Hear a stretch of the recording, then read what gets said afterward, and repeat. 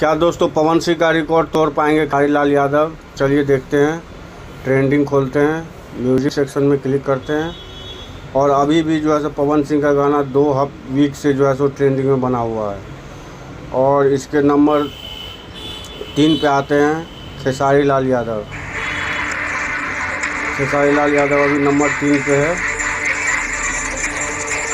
वहीं इसकी बात करें कमेंट की तो कमेंट 20,000 के करीब कमेंट इनका पहुंच चुका है और नंबर 3 पे ट्रेंडिंग पे बने हुए हैं ये।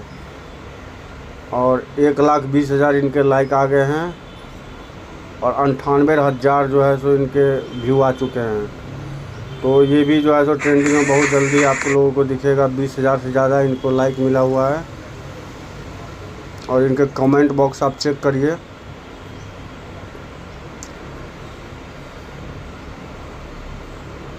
ये देखिए कैसे गंदा गंदा कमेंट भी है।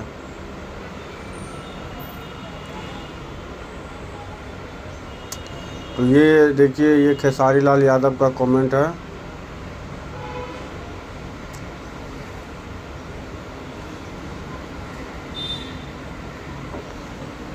तो चलिए दोस्तों वीडियो को लाइक करें, वीडियो को शेयर करें।